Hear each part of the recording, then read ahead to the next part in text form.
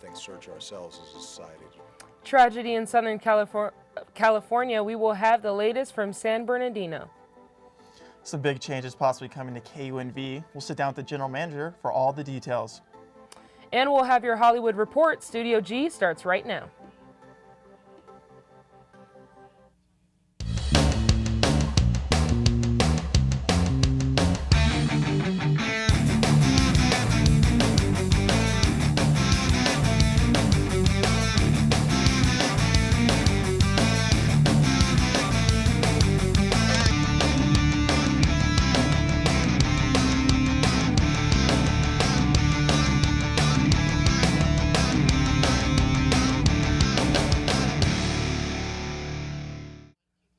Good afternoon and welcome to our Thursday edition of Studio G. I'm Jordan Lorenzo. And I'm Kyle Root. A tragic day in Southern California yesterday. Another mass shooting, this time in San Bernardino, California. Alexa Vita has the update. Alexa? Thank you, Kyle. Around 11 a.m. Wednesday in San Bernardino, California, a shooter opened fire at the Inland Regional Center, a facility that helps people with developmental disabilities. Bernardino is shaken up. As the story develops right now, we know at least 14 people were killed and about 17 injured. According to San Bernardino police, there were 2 shooters who were wearing body armor. Preliminary information indicates that these are people that came prepared, that they were dressed and equipped in a way to indicate that they were prepared, and they were armed with long guns, not handguns. I do not know what type of long guns. He says that the alarms went off and they were all told to hunker down and hide and shelter in place. And he says then eventually the police came by, took them out. He never heard any gunshots or anything like that.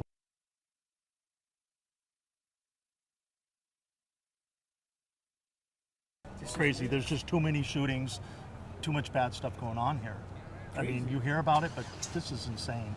This is crazy, literally. I mean, they need to do something. According to FBI officials, it is not confirmed yet whether the shooting was an act of terrorism. Now back to Kyle. Thanks, Alexa. The FBI says the active shooter incidents have gone up. Between 2000 and 2006, there were 45 incidents. That number jumped to 115 from 2007 to 2015. And since January, there have been 345 mass shootings in the U.S. We will keep you updated with this current incident as information comes in. The UNLV Performing Arts Center welcomes rockapella for a special holiday concert Saturday, December 5th at 8 p.m. Tickets are $20 to $20 and can be purchased at the Performing Arts Center box office. Sorry about that. Student tickets are $15 and are available 1 hour prior to the event. Check out the Performing Arts Center website at pac.unlv.edu. When Studio G returns, we will have your national news. Studio G returns in 90 seconds.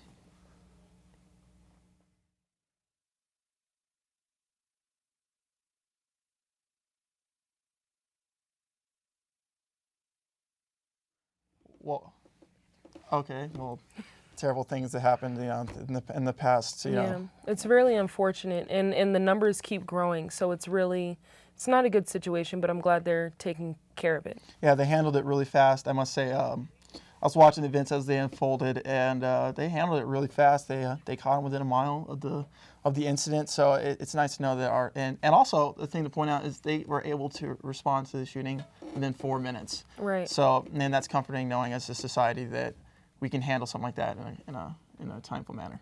Definitely. Well, welcome back as things heat up in the Middle East against ISIS. One unit in Syria that is combining ISIS has taken a whole new and unique approach. At the hands of what there is a Kurdish unit based in northeast Syria that consists... No, there's no sound on this.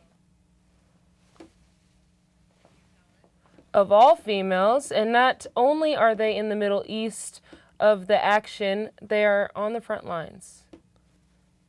So here's a member of the unit talking about ISIS. They think they're fighting in the name of Islam, says 21-year-old Telhelden, and they believe if someone from Daesh is killed by a girl, a Kurdish girl, they won't go to heaven. So they're afraid of girls.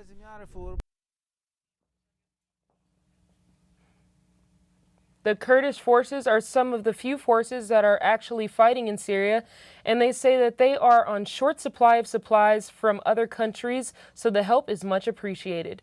They say that at the moment there is little action on the front lines, but the plan is to push forward against ISIS. And if ISIS pushes back,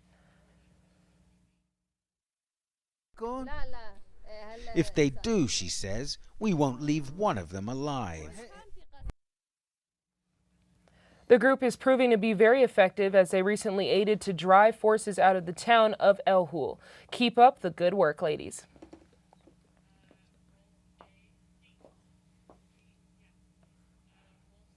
The show's name is the Rebel and Revolt Show. Pretty good show about, just someone who will actually talk about UNLV the way an outsider might feel. We talk about current events, we talk about politics, try to take an offensive swing with it. Sometimes it's hit or miss, and we talk about, the little things in life that everybody laughs about. And we are the Rebels and we are revolting. My name is Jameson Wilk and I run the Rebel and Revolt Show, and you can tune in at therebelhd2.com. I remember the moment. I'll never forget that moment. That changed my life. At that moment, it hit me. This is why I joined the Guard. We're soldiers, always ready to protect our country. But we've also got communities. Family, friends, neighbors who count on us. I couldn't believe it. I just saved a life to somebody from my hometown. See what it means to be a citizen soldier at NationalGuard.com. Now here's Brian Ortega in the newsroom with our national news. Take it away, Brian. Thanks, Kyle. It has been a busy week here in news here in the U.S. A new poll finds Donald Trump is now the undisputed leader of the Republican presidential pack with a 10-point lead over his nearest competitor. And the Quinnipiac University poll found Hillary Clinton now has a 2-to-1 lead over Bernie Sanders in the Democratic race. The polls also show general election voters more broadly have shifted their support from the Republican candidates towards Clinton and Sanders. It found in a head-to-head competition, Clinton would beat Trump 47% to 41%. It also found she would beat Marco Rubio 45% to 44%, Ted Cruz 47% to 42%, and Ben Carson 46% to 43%. They haven't stopped taking jabs at one another. Now, we are hearing a lot of different things, aren't we, from the Republicans running for president. They seem more interested in seeing who can say the most offensive and insulting comments. You've heard what they've said. They have insulted Latinos, women, Muslims. They determined to absolutely insult everybody before this is over. They're out trumping Trump, if you will. So we're leading in everything. The biggest crowds by far, so much bigger than Bernie Sanders. You always hear about Bernie Sanders, our crowds. No. May he rest in peace. He had an operation today. I think it was a hernia operation. You know why? Carrying around too much tax problems. Because he's going to tax you. He's going to tax you. But let's not even talk tax problem. He wants to double and triple everyone's tax. Wants to bring you up to 90%. 90%. As you can see, Donald Trump leads the poll at 27% to Rubio 17%. Carson is tied with Cruz at 16%. Jeb Bush claims the fifth spot at 5%. Clinton, on the other hand, is at 60%, doubling Sanders 30%. O'Malley trails at 2%. 1% would vote for someone else, while another 1% wouldn't vote at all. Elections are getting closer and closer every day, and the margins are continuing to separate at a large rate. Uber is looking to make it easier for customers to find their drivers. The company is currently testing a new color a new color coding technology in Seattle. The technology, called Spot, allows riders to choose a color within the Uber app. Then a light bar in their Uber cars in the windshield will glow with that chosen color. This allows riders to more easily identify Uber vehicles in crowded places or in the dark. If Spot succeeds in Seattle, the program could expand to other cities. When we return, we will talk to the general manager of KUNV about some changes for the radio station. We will be right back. Ever wonder what makes us, the Smurfs, so happy? The forest, of course! This is where we, along with the beautiful forest creatures, make our home with beautiful plant life, clean water, and endless adventures.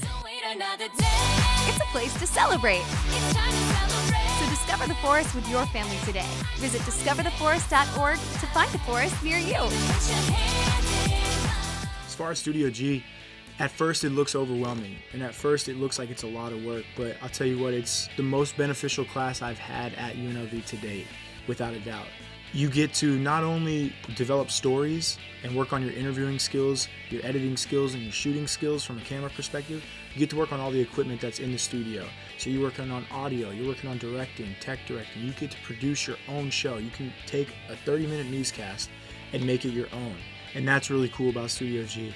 Like I said, a lot of it seems overwhelming at first, but it is by far the best class I've taken at UNLV since I've been here. My goal is to be an on-air personality, and that's what my career is. It feels really incredible because I've been wanting to do something like this for my whole entire life since I was little. I mean, it's an opportunity to express myself, get my voice out in public, and get heard for things that I feel strongly about. This station helped me out a lot, gave me a lot of information I didn't know about a radio station in general. I mean, it was really easy to get a show here. I took the classes and did the shadowing. They give you a lot of freedom to do what you like, and I feel like there's a lot of support in places you can get answers to. It's just an incredible experience because I could take what I learned here and I could turn it into something more.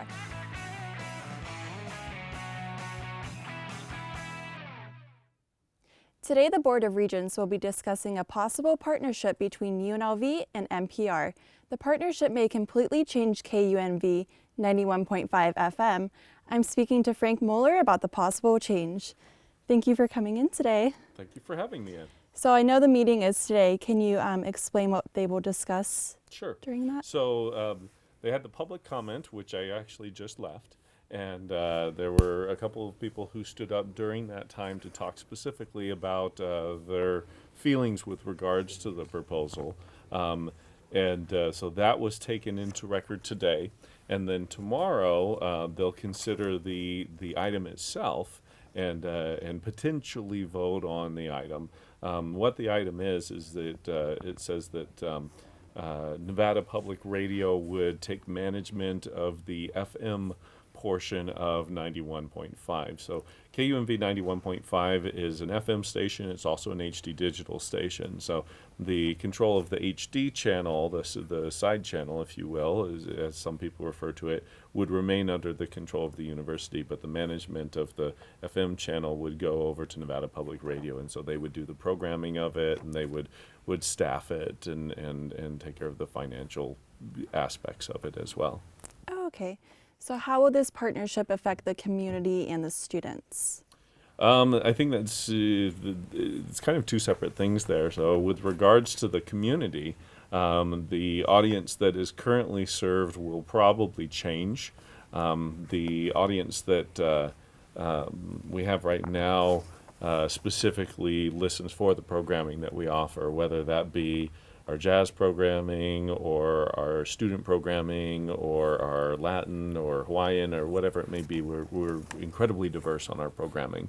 That audience may, or some of them may stay through with the new programming, but the new format, which is proposed to be music discovery, tends to target a younger demographic and also tends to target a demographic that may not be quite as diverse. And so some of the audience may be alienated by that from the community standpoint. Obviously, we participate in different things in the community, and those things, the new station will probably participate, if that goes through, the new management will probably participate in other things in the community. From a student standpoint, the students are currently involved. We recently, we've had a concerted effort for the last 5 years to have the students involved through our HD channel. After we launched it with the intention of growing student involvement.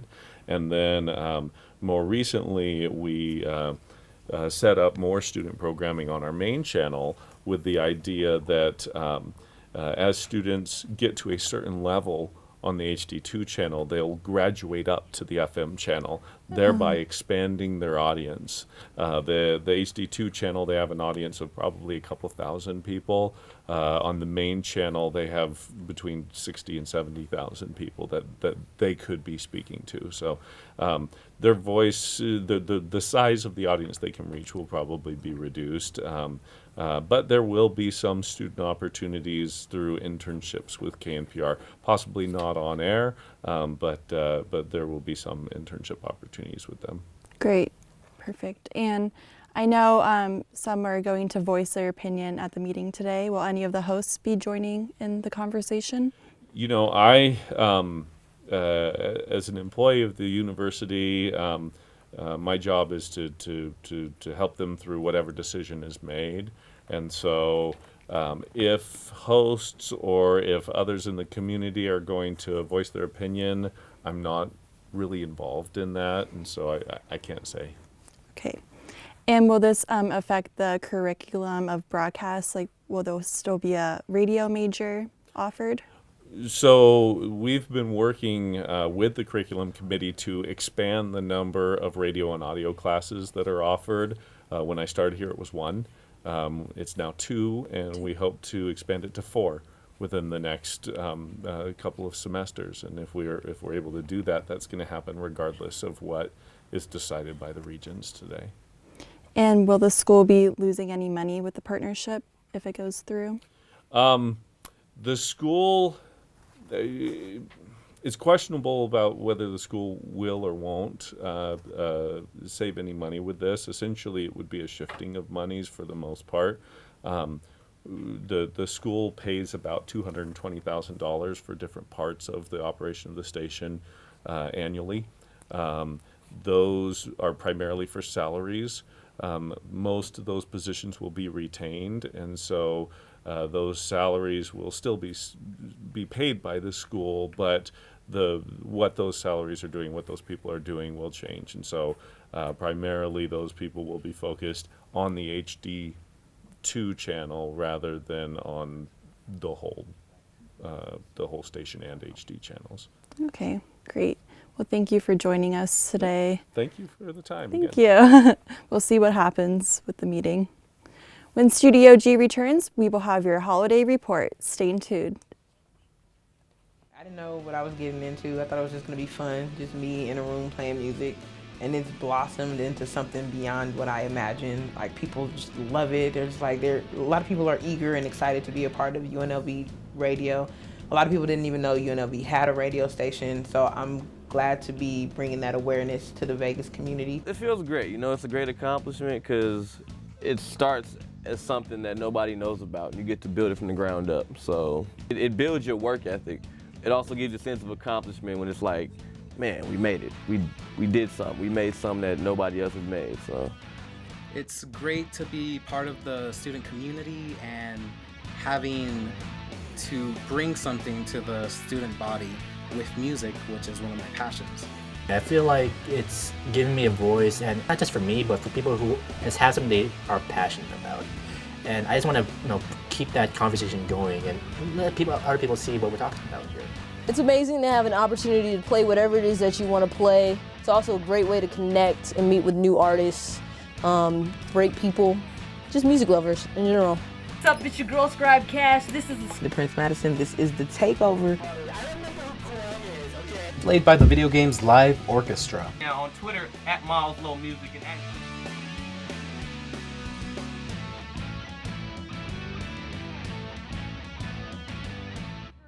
You have to do an internship. It's one of the requirements for a journalism major. You have to do an internship before you can graduate.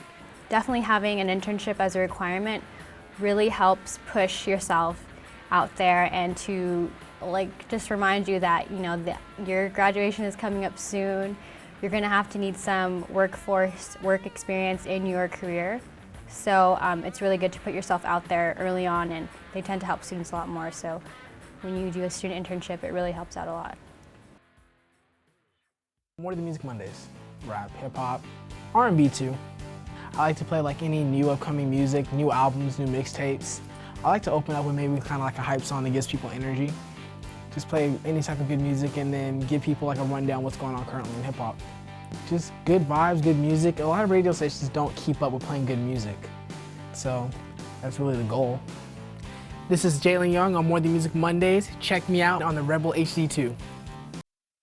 Oh, the station's great. You make friends, you gain skills, you learn how to do all this stuff with audio. It's a fantastic thing. I can grow with everyone and everybody supports me as well as I can support them. I think it's great. I think it's a blessing to have this kind of equipment from the Green Spun family as well as the state of Nevada. And it's really informative to see, how a radio show really works. Now that I do it, I have friends, I have people that want to hang out, and I get to play music a lot. It's very good too because we have all the top of the line equipment to work with and students here that can help you out, so it's a very, very good way to get involved in the radio.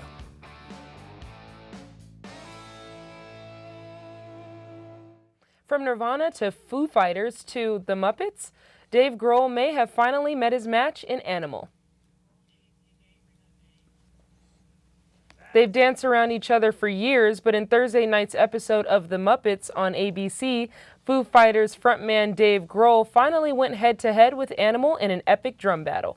Grohl was a drummer for Nirvana and actually played the character Animal in 2011's The Muppet Movie. Star Wars wouldn't be Star Wars without Princess Leia. Who could forget her signature look, buns and all? Now that Carrie Fisher is reprising her iconic role nearly 4 decades later, she says she was pressured to make the change, to be more like Leia. And Brad Pitt talks about being superstar parents with Angelina Jolie. Here is your Hollywood Report. Carrie Fisher says the makers of the new Star Wars film, The Force Awakens, pressured her to look more like her character, Princess Leia. That meant losing more than 35 pounds. She tells Good Housekeeping UK she ate less and exercised more. The Force Awakens opens in 2 weeks. Eagles of Death Metal, the band playing in Paris during the deadly terrorist attacks, wants to help the victims' families. The band wants other artists to cover their song, I Love You All the Time, and donate the proceeds. It's unbelievable. Brad Pitt may be surrounded by famous faces in the new movie, The Big Short.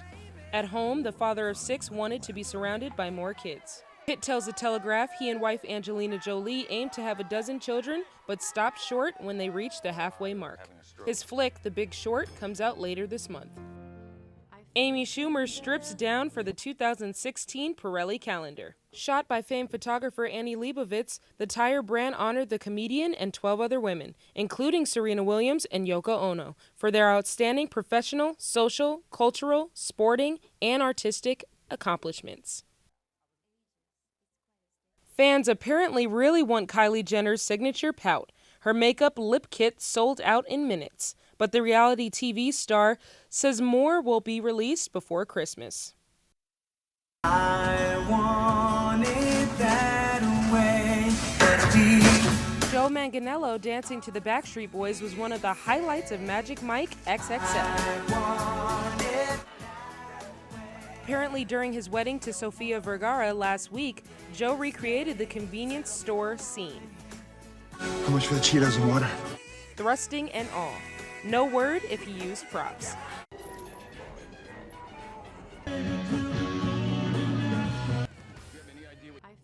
That was the last Hollywood Report for this semester. Look for more in the spring. It's beginning to look a lot like Christmas at the U.S. Capitol. 5, 4, 3, 2, 1.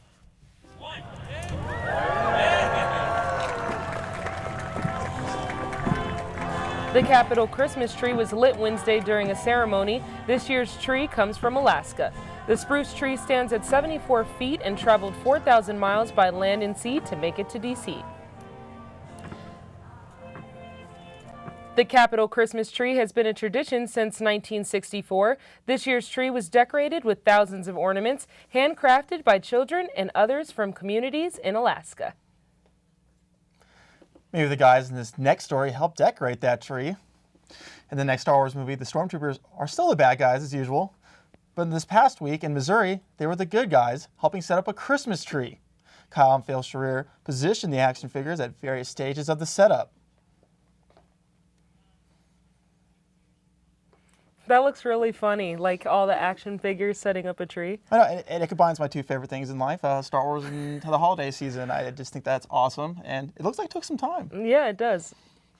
And on top of Christmas, Hanukkah starts, Sunday? I think it's Sunday, yes. So we're kicking off the holiday season. Yeah. It's a happy time for everyone here, right here and everywhere. Yeah, and I haven't really watched Star Wars, but it looks like if they keep combining it with holidays, it should be pretty good. Yeah, you can't go wrong. Well, this is our last Thursday show for the fall semester. It has been a pleasure. I'm Jordan Lorenzo. And I'm Kyle Root. Thank you for tuning in this whole semester. Be sure to catch our last Friday show tomorrow. Congrats to all the Rebel graduates this winter, and their happy holidays.